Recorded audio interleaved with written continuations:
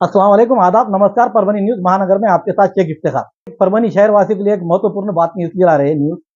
ये न्यूज है कि दो हिंदू मुसलमानों में कैसा तफरका फैलाए और दूरियां कैसा निर्माण करे, इसका माहौल एक महीने से चल रहा है। परभनी शहर में नाले हैदर, ये कौन नहीं जानता। नाले हैदर की सर्वे नंबर 1, 2, 3, ये जमीन जो जनता मार्केट, जो ग्रैंड कार्नर के सामने से होती हुई चांदशावली दरगाह के पास से होकर, जो शर्मा वकील है, इनके वकील के हैदराबाद स्टेट बैंक है, वहां से शुरू होती है। ये जमीन तकरीबन 21 एकड़ जमीन है।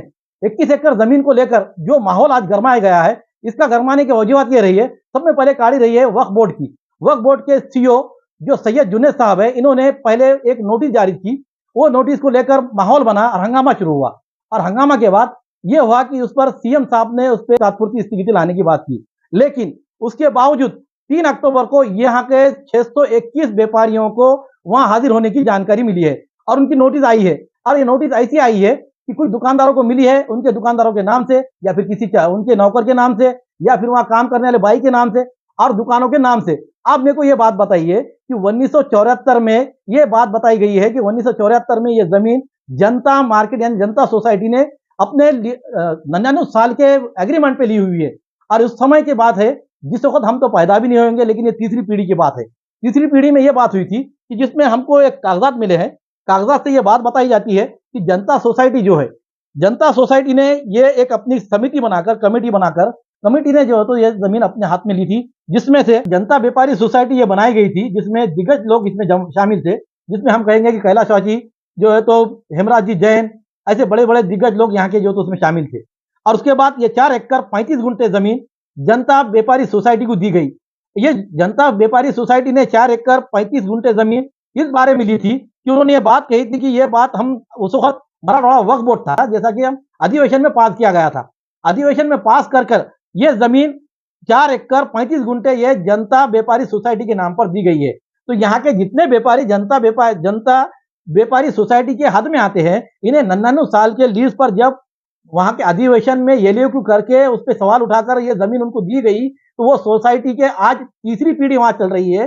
तो ये जमीन उनके कैसे क्या जा सकती है वापिस, और वक्फ बोर्ड कैसी मांग सकती है, ये भी एक सवाल खड़ा होता है और प्रश्न निर्माण हो रहा है। लेकिन इसको लेकर जिले के विकास भिमुख पुत्र जो हमारे पास कैलाशवासी स्वर्गीय शेषराव देशमुख, इनके जमाने में पालिका के दरमियान जो कामें होती थी, वो कामों को देखते हुए उन्होंने जनता की परेशानी ना हो, इसके लिए वहां पे फिश मार्केट, जनता मार्केट और उसी के साथ साथ भाजी मार्केट, इसके लिए नगर पालिका की ओर से उसको हस्तांतरण करते हुए ये औकाफ की जमीन नगर पालिका ने खरीद ली थी।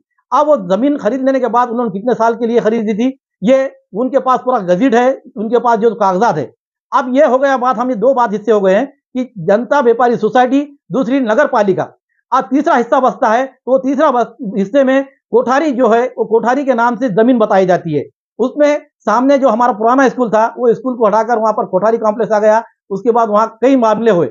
हम आपको बताना ये चाह रहे हैं कि ये हिंदू मुस्लिम विवाद कौन कर रहा है पैदा, कि भाई यहाँ पर दोनों व्यापारी है, मुस्लिम भी है, हिंदू भी है। तो फिर इसको भारतीय जनता पार्टी एक अलग केसरी रंग दे रही है। वो केसरी रंग के ऊपर ना जाते हुए व्यापारियों ने सबने मिलकर वक्फ बोर्ड से मिलना चाहिए।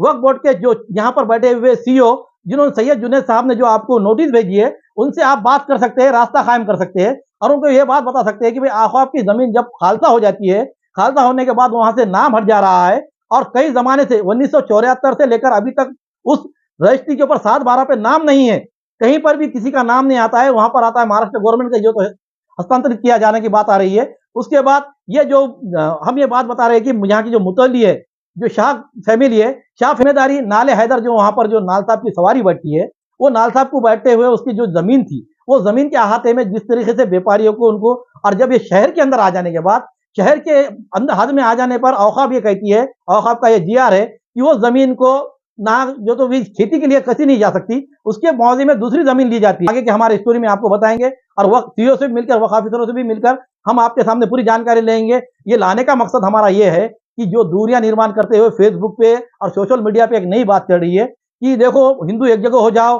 मुसलमान का वक्फ बिल कैसा आ रहा है, वक्फ बोर्ड कैसा कर रहा है, कैसी नोटिस दे रहा है। और उसमें ऐसा होता है कि कहते हैं ना कि भाई जहां पर शानी बिल्ली खमिया लोचे, वैसी हालत आज यहाँ पोजीशन बन चुकी है। कुछ लोग अपने मफाद के खातिर ये परभनी शहर की शांतता भंग करने के पीछे पड़े हुए।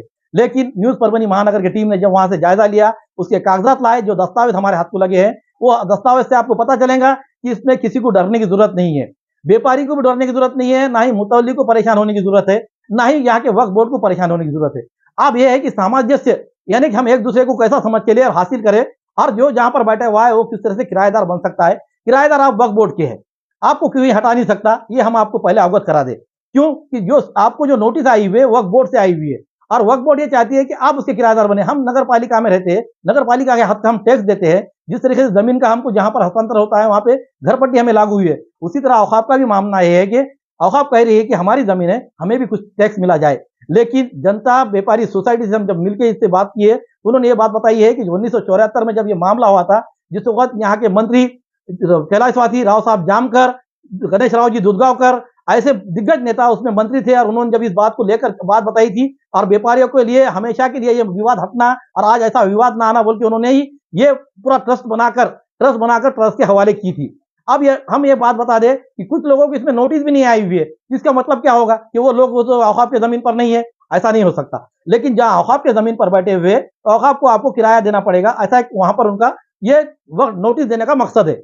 अब आपको किराया क्या लगेगा ये तो आने वाला समय ही बताएगा, और मुतवली इस बारे में किस तरह से दावा कर रहे हैं। हमने एक बात हमको भी सामने आई है, तो वो बात को भी हम आपके सामने लाएंगे, लेकिन अगले वीडियो के लिए। लेकिन आज जो हमारे पास हमने ये जब आपके लिए वीडियो बनाया है, बनाने का मकसद ये है, और हमारे न्यूज परभनी महानगर में हमने जब टीम ने गई तो इसमें यह हुआ कि यहाँ के एक विकास विमुख विधायक राहुल पाटिल, इन पर भी आप जो तो ये ताशेरे ओढ़े जा रहे हैं, उन पर भी ये उंगलियां उठाई जा रही है कि भाई जिस तरीके से आपने रामगिरी के ऊपर विरुद्ध कार्रवाई करने के बारे में जो लेटर दिया है, वो लेटर दिया है, उसी तरीके से यहाँ के भी हिंदू मुस्लिम के बारे में जो वक्फ बोर्ड की जमीन सर्वे नंबर 1, 2, 3 के बारे में भी आप आवाज उठाए।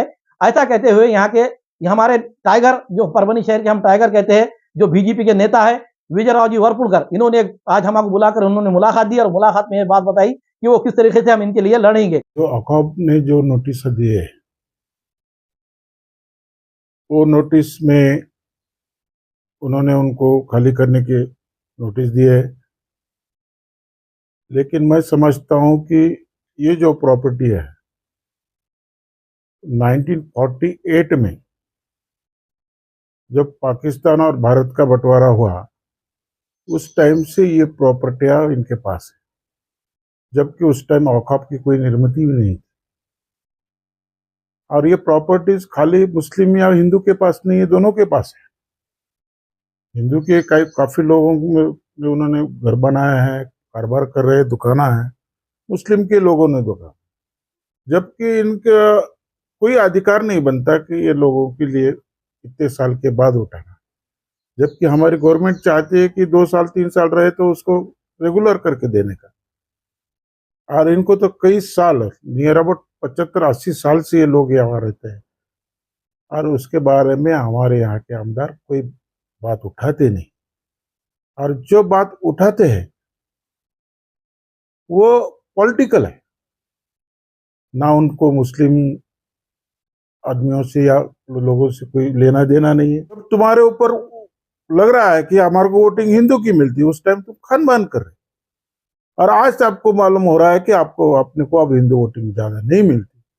उस टाइम आप कोई महाराज के ऊपर टिप्पणी कर रहे हैं या उसका निषेध कर रहे हैं, ना इनको कोई मुस्लिम से लगाव है। आजकल हिंदू वोट मिलने के चांसेस, भारतीय जनता पार्टी का सपोर्ट नहीं रहने से हिंदू वोट कट रहे हैं, तो मुस्लिम वोट के लिए ये सब चल रहा है। ना इनको कोई महाराज से लेना है, ना कोई धर्म से लेना है, ये खाली पॉलिटिक्स की चाल है। और जो करना चाहिए, जबकि औकाफ ने नोटिस देने के बाद तुरंत उन्हें बोलना चाहिए कि हम नहीं हटाएंगे, इनके साथ है हम।